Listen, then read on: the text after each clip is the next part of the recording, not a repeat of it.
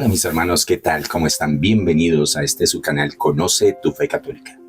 Inseparablemente al Sagrado Corazón de Jesús celebramos al día siguiente el Inmaculado Corazón de María. Y debemos celebrarlo con el énfasis que se merece, especialmente hoy, cuando se quiere opacar y echar a menos su misión como corredentora y medianera de todas las gracias. Jamás resultará ni inconveniente ni inapropiado recurrir al refugio seguro de este Inmaculado Corazón, adornado por la Divina Trinidad con todos los dones que constituyen a la Santísima Virgen María en la hija predilecta del Padre, en la Madre Inmaculada del Hijo de Dios y la casta esposa del Espíritu Santo. Conozcamos entonces en qué consiste esta fiesta. Bienvenidos. La devoción al Inmaculado Corazón de María ha sido entendida de una manera descuidada. Muchos hemos visto las imágenes del Inmaculado Corazón de María como un corazón rodeado de rosas, atravesado por una espada, lleno de fuego, pero pocos se preguntan qué significa realmente esta simbología, porque la Iglesia no está celebrando, lógicamente, un corazón o un órgano físico, sino lo que éste representa. Celebra algo mucho más profundo, la vida interior de la Virgen María, su amor, su fe, su obediencia, su fidelidad, su unión perfecta con Cristo. Cuando la Iglesia habla del corazón de María, habla del centro de la persona humana adoradora de la Trinidad. Habla de una mujer totalmente entregada a Dios. Y quizás muchos conocen la imagen, pero pocos conocen el corazón de la Madre del Salvador del mundo. Muchos piensan que esta devoción apareció de la nada, pero vemos que nace del Evangelio mismo. Durante siglos los cristianos contemplaron aquellas palabras de la Virgen María. En el Evangelio de San Lucas, María guardaba todas estas cosas, meditándolas en su corazón. Con el tiempo, esta espiritualidad fue creciendo, y santos como San Juan Eudes ayudaron enormemente a difundir la devoción a los corazones de Jesús y María. Con el paso de los siglos, la Iglesia fue incorporando esta celebración al calendario litúrgico. No nació entonces de una emoción pasajera, nació contemplando la vida interior de la Virgen María. Pero es siglos después, en Fátima, cuando la Virgen María habla expresamente de su Inmaculado Corazón y dijo una frase muy conocida por todos: mi Inmaculado Corazón será tu refugio. Pero debemos entender esto correctamente. María jamás, nunca sustituye a Cristo, nunca se presenta como un fin, siempre nos conduce a Jesús. Cuando María habla de su corazón, habla de conversión, habla de oración, reparación, regreso a Dios. Todo en ella nos conduce al Evangelio. María es como el acueducto de Dios, y a pesar de estar llena del agua de Dios, no la retiene, no se queda con ella, la conduce y la transmite. Por eso la Virgen María siempre nos conduce a Cristo y nos entrega a Cristo. La historia del Inmaculado Corazón de María, entonces, comienza necesariamente antes de todos los siglos, pero se concreta en el momento de la encarnación, comenzando así la obra conjunta de nuestra redención. La palabra de Dios desciende del cielo y asume un cuerpo humano en el vientre de la Virgen María. Y a partir de ahí, y durante los 9 meses siguientes, la sangre de Cristo fue la sangre de la Virgen María, que fue tomada necesariamente de su Inmaculado Corazón. Y el corazón de Cristo entonces empezó a latir al unísono con el corazón de la Virgen María. Finalmente, el mismo Jesús se le aparece a Sor Lucía dos Santos o a Sor Lucía de Fátima diciéndole: quiero que mi iglesia ponga la devoción al Inmaculado Corazón junto con la devoción a mi Sagrado Corazón. El viernes de junio celebramos al Sagrado Corazón de Jesús e inmediatamente el sábado estamos celebrando al Inmaculado Corazón de María. Es así que el 13 de junio de este año 2026 tú y yo estaremos celebrando la gran pureza y el gran amor de la Virgen María representados en su corazón inmaculado, totalmente libre de mancha. Eso significa la palabra inmaculado. Se dice que por su pureza Dios se fijó en ella y por su humildad quiso habitar en ella, y por su gran amor ella dijo sí al plan de Dios, al plan de la salvación de todos los hombres. Precisamente por esta cooperación en la misión redentora de Jesús, María es llamada por todos nosotros corredentora, y por su docilidad al Espíritu Santo permaneció toda la vida libre de toda mancha de pecado. Su corazón inmaculado nos señala su profunda vida interior, por la cual experimenta los más grandes gozos, pero también los más amargos dolores que ningún otro ser humano podrá experimentar jamás, como es a una madre contemplando el sacrificio de su hijo en una cruz. Es ella misma la que entrega en sacrificio a su hijo en la cruz por todos nosotros, con todo el dolor de su corazón de madre. La típica frase de las sectas protestantes: ¿dónde menciona la Biblia el corazón de María? Y sí, la Biblia lo nombra al menos en 2 ocasiones. En San Lucas 2:19 nos dice que María conservaba todas estas cosas y las meditaba en su corazón. No dice simplemente que escuchaba, no dice que observaba, dice guardaba, meditaba, contemplaba en su corazón. La Virgen María no vivía ni descuidada ni superficialmente, no reaccionaba impulsivamente, tenía un corazón contemplativo, un corazón profundamente unido a Dios, pendiente del actuar de Dios. Y aquí hay una enseñanza enorme para todos nosotros. Todos escuchamos la palabra de Dios, pero desafortunadamente pocos la guardamos, pocos la meditamos, y menos aún le permitimos que transforme nuestra vida. Entonces, la Virgen María nos enseña a meditar en el Evangelio de Jesucristo y a actuar en consecuencia. La segunda referencia que hace la Biblia al corazón de la Virgen María es cuando San Lucas nos narra, capítulo 2, versículo 51. Dice San Lucas: su madre conservaba cuidadosamente todas las cosas en su corazón. Ambas referencias apuntan entonces a la vida interior de la Virgen María, en la que ella meditaba los misterios, todos los detalles que rodeaban a su Hijo, nuestro Señor Jesucristo. Pero sin duda uno de los mayores objetos de estudio del corazón inmaculado de María tiene que ver con sus dolores. Hemos dicho que ninguna mujer ha sufrido lo que esta madre sufrió. Pongámonos en el lugar de ella, una madre que entrega a su hijo inocente a una muerte tan ignominiosa, tan dolorosa, y saber que estaba salvando a todos aquellos que lo crucificaban.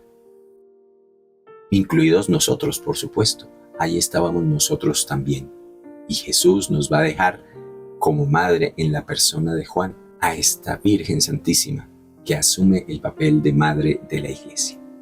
Pues bien, hemos mencionado que los gozos del corazón inmaculado son comparables en intensidad con sus acervos dolores. La tradición católica habla de los 7 dolores de la Virgen María. Muchos no se ponen de acuerdo en cuáles son esos 7 dolores, y al respecto yo mismo he llegado a escuchar la absurda idea, dicha además en misa por un sacerdote a quien conozco, que dijo que uno de los dolores de la Virgen María fue el nacimiento de Jesús. Óigame eso, dice que el nacimiento de Jesús fue uno de los 7 dolores de la Virgen María. Pues resulta, mis hermanos, que no hay nada más falso, nada más contradictorio, ni nada más desproporcionado, porque si esta idea, por lo menos si no es perversa, está muy equivocada y dista mucho de conocer a la persona de nuestro Señor Jesucristo y a su Santísima Madre. Pues ante esta idea peregrina de que uno de los dolores de la Virgen María fue el nacimiento de Jesús, pienso que nace necesariamente como consecuencia de ver las diferentes actuaciones cinematográficas de corte protestante que quieren justamente desacreditar la virginidad perpetua de Nuestra Señora. En esa escena del nacimiento del Salvador ponen a una actriz que de manera grotesca, supuestamente representando a la Virgen, se revuelca en un parto de dolor para dar a luz. Tal y como es el castigo que Dios determina para la Eva desterrada del paraíso allá en el libro del Génesis 3:16. Y por supuesto, no falta la gente ignorante de la doctrina, que se compra el cuento completo por la pereza de estudiar e investigar un poco, ya que si lo hicieran descubrirían que en el versículo anterior, en el 3:15, está prefigurada a Virgen María, que precisamente por su obediencia queda exenta del castigo promulgado para Eva y para toda su descendencia, de tener un parto con dolor. La Virgen María no está ligada con el pecado de Eva, todo lo contrario, viene a resarcir por el pecado de Eva. Por tanto, Jesús no podía nacer en medio de un parto de dolor como lo pintan las películas que quieren desacreditar la imagen de Nuestra Señora. Es más, este nacimiento debió darse en medio de un éxtasis glorioso de luz, en el que místicamente el cuerpo adorable del Divino Salvador emerge de las entrañas de la Virgen María de una manera misteriosa, de la misma manera en que fue concebido, manteniendo intacta la virginidad de la madre. Algún sacerdote he escuchado que dice: así como entró, así mismo salió de este vientre purísimo. Justamente de eso se trata el dogma que habla de la virginidad perpetua de la Madre del Salvador.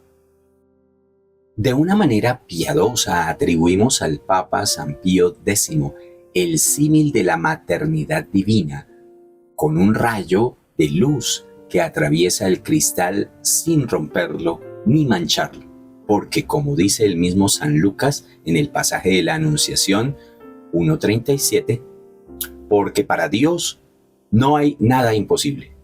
Entonces, para un protestante, ¿Dios tiene imposibilidades? ¿Dios no puede hacer milagros? Así la Virgen María siguió siendo el huerto cerrado de que habla el Cantar de los Cantares, capítulo 4, versículo 12, o la puerta que permanece cerrada y que no se abrirá, ni nadie entrará por ella, porque por ella entró el Señor Dios de Israel, como dice el profeta Ezequiel 44:2. Después de investigar estos textos bíblicos, entonces ahora sí entremos en materia. ¿Cuáles son los 7 dolores de la Virgen María según la Iglesia Católica? Se dividen en los 3 primeros, que están referidos a la infancia de Jesús, y los 4 últimos necesariamente están asociados a la dolorosa pasión y muerte de nuestro Señor Jesucristo. De esta manera, el primer dolor del corazón de Nuestra Señora es la profecía del anciano Simeón, que nos trae San Lucas en el capítulo 2, versículos 25 al 35. El segundo dolor es la huida a Egipto, perseguidos por Herodes, que narra San Mateo en el capítulo 2, versículos 13 al 15. El tercer dolor del corazón de la Virgen María, que corresponde a la infancia de Jesús, es cuando se pierde durante 3 días y lo hallan en el templo, y es narrado por San Lucas en el capítulo 2, versículos 41 al 50. Si se dan cuenta, aquí al lado les dejo esta información. Los 4 últimos dolores se refieren a la pasión y muerte de nuestro Señor Jesucristo. En ese orden de ideas, el cuarto dolor de María es cuando lo encuentra en la vía dolorosa, narrado por San Lucas en el capítulo 23, versículos 27 al 31, y por San Juan en el capítulo 19, versículo 17. El quinto dolor del corazón inmaculado de María es la crucifixión y muerte de Jesús, narrado por San Juan, capítulo 19, versículos 25 al 30. El sexto dolor de Nuestra Señora es tener a Jesús en sus brazos, muerto, después del descendimiento de la cruz, narrado en el Salmo 130, en San Lucas 23, 50, 54 o en San Juan 19, 31 al 37. El último dolor, y tal vez de los más desgarradores, es la sepultura de Jesús. María se hace solidaria cuando nosotros tenemos que sepultar a nuestros seres queridos. Entonces hablamos de la sepultura de Jesús y de la soledad de la Virgen María el sábado santo. Es precisamente por eso que el sábado es el día consagrado a la Virgen María. Nos lo narra el profeta Isaías 53:8, San Lucas 23, 50 al 56, San Juan 19 del 38 al 42 y San Marcos del capítulo 15, versículos 40 al 47. Estos son pues los 7 dolores de la Virgen María que nos trae la Iglesia Católica en su doctrina. Pero en esta fiesta tenemos que hablar de Fátima, cuando la Virgen María habla en propiedad de su Inmaculado Corazón. Ella nos dice: al final mi Inmaculado Corazón triunfará. Esta frase implica necesariamente una batalla, y aquí no hay una contradicción con la séptima bienaventuranza de Jesús, que va a decir: bienaventurados los que trabajan por la paz, porque serán llamados hijos de Dios, y que nos narra San Mateo 5:9. Esta paz de la que habla Jesús nada tiene que ver con el irenismo o el pacifismo que pregona no entrar en conflictos, y que hasta la Iglesia Católica hoy está de acuerdo con estas ideas absurdas. Pero el mensaje del Evangelio exige otra cosa. Un combate, claro que sí, una guerra permanente contra el mal. Por eso, Dios mismo establece este conflicto desde el Génesis 3:15. La paz de la que Jesús habla en sus bienaventuranzas es, por el contrario, fruto del amor, porque Dios es amor. Mientras que la guerra que propone Satanás es odio, porque Satanás es el odio encarnado. No debemos entonces confundir los diferentes orígenes y contextos de estos dos conceptos. Miremos entonces que nada tiene que ver la paz que Jesús anuncia en su bienaventuranza contrastado con alguien que tiene un espíritu irascible y dispuesto a armar odios y trifulcas entre clases sociales. Por ejemplo, el odio entre los hinchas deportivos, el odio que nos venden ahora entre hombres y mujeres, entre pobres y ricos para justificar las ideas perdidas del marxismo. Ese que promueve esas contiendas es alguien que no puede llamarse de ninguna manera o considerarse un hijo de Dios, como tampoco puede considerarse hijo de Dios el que no contribuye con su paz a calmar los conflictos que otros crean. La paz que pregona el Evangelio no es la tolerancia contra el pecado y el error. Una cosa es el pecador y otra el pecado. Se es tolerante y misericordioso con el pecador, pero cero tolerancia con el error. El error y el pecado debemos combatirlo con una guerra frontal y sin tregua.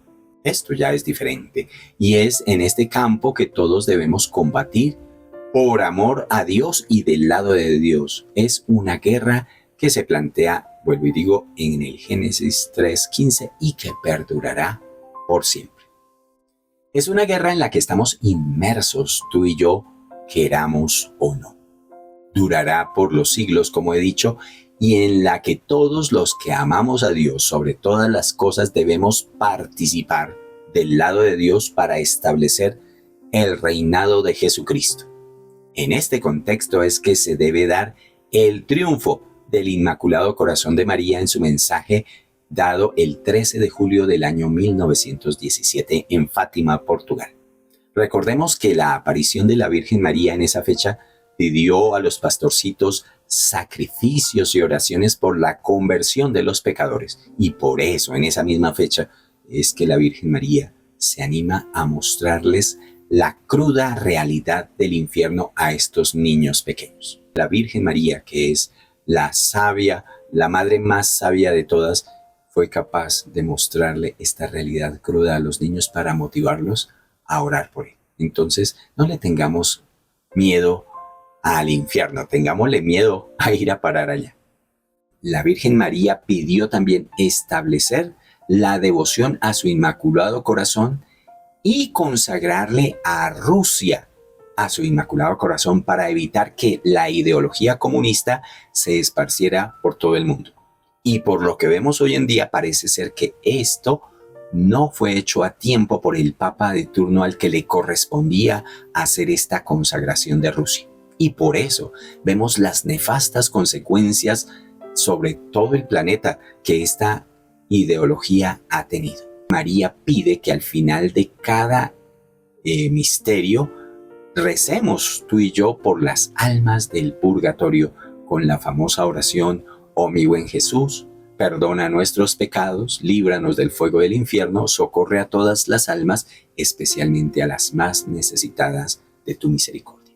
Por eso pedimos por el descanso de estas almas, porque la visión del infierno que mostró la Virgen María a los niños trae escandalosamente esta necesidad a colación, y tú y yo la hacemos con total gratitud a Nuestra Señora, pidiéndole precisamente por su intercesión a Dios que tenga misericordia de los pobres pecadores. En este esquema del lado entonces les dejo la estructura de lo que pide el Inmaculado Corazón para su triunfo. Vemos entonces que en la primera parte, a pesar de que Rusia esparció sus errores por todo el mundo, el corazón de la Virgen María se impone a través de todos los que nos consagramos a su Inmaculado Corazón.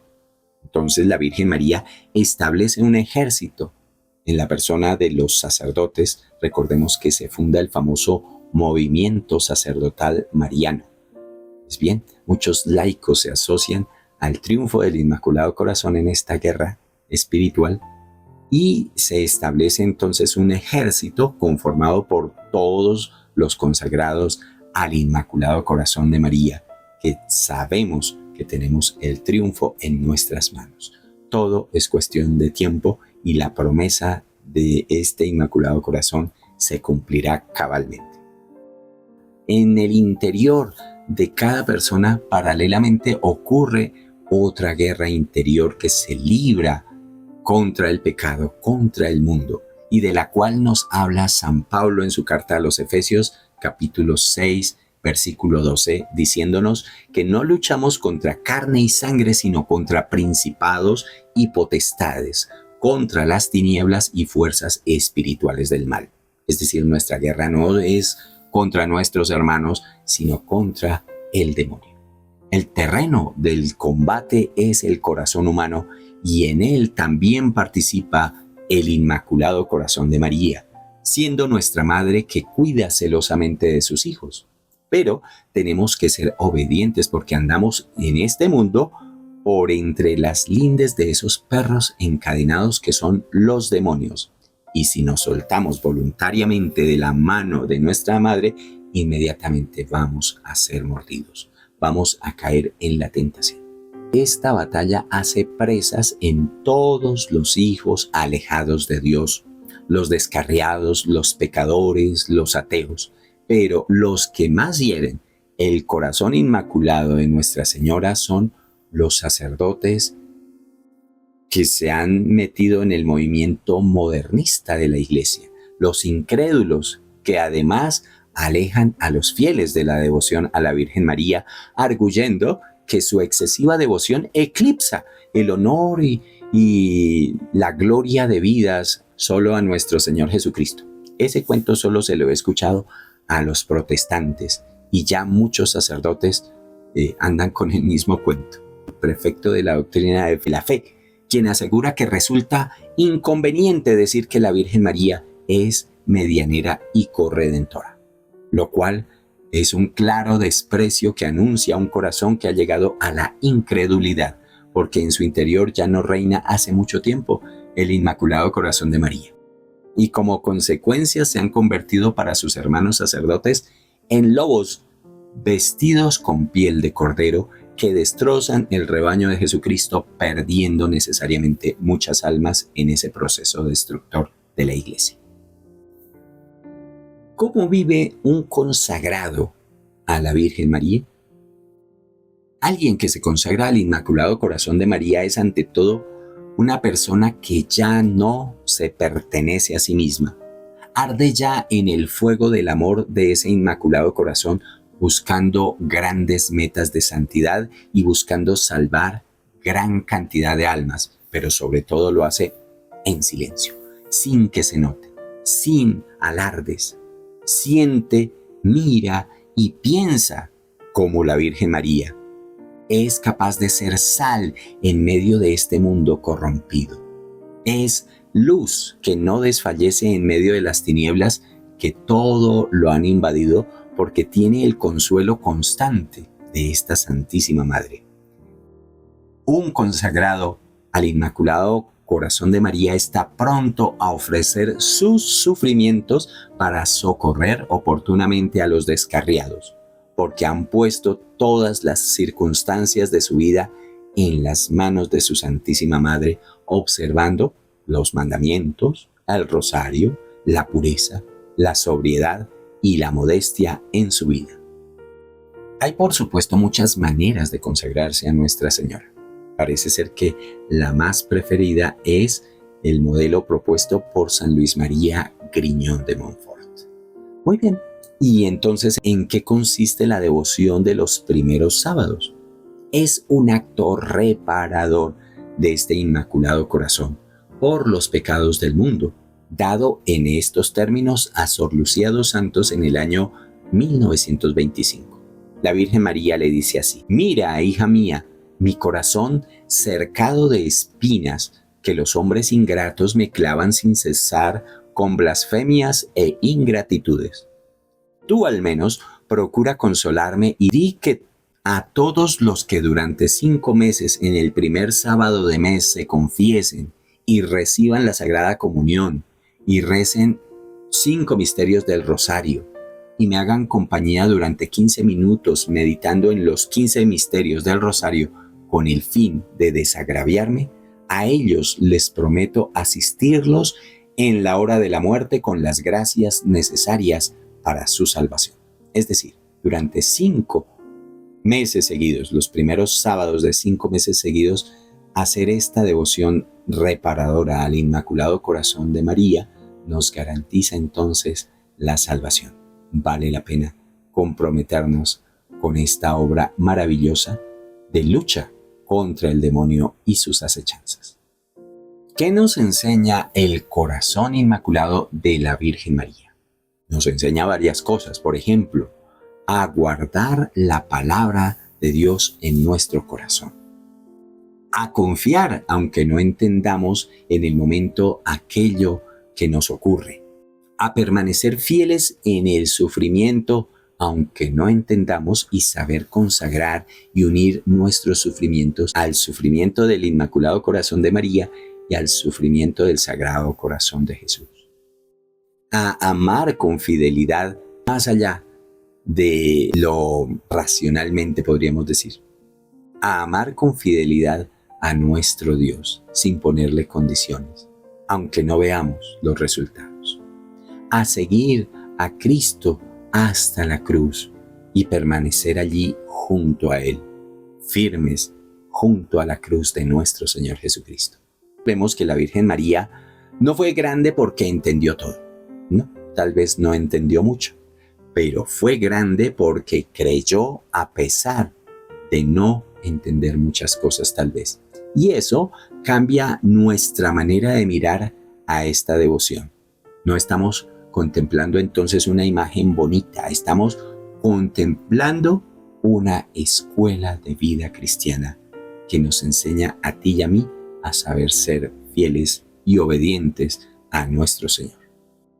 No caigamos entonces en errores de fanatismo, porque muchos admiran a la Virgen María, sí. Muchos tienen una imagen suya, muchos rezan, Pero la pregunta es, ¿tenemos un corazón dispuesto como el de la Virgen María? Un corazón que es capaz de escuchar, un corazón que guarda celosamente las palabras de Jesús, un corazón que persevera, que permanece fiel a Jesús a pesar de verlo morir en la cruz. Porque el Inmaculado Corazón de María no es una devoción sentimentaloide, no, es una escuela de discipulado. La pregunta no es si conozco esta devoción, la pregunta es, ¿ya estoy amando como lo hace la Virgen María?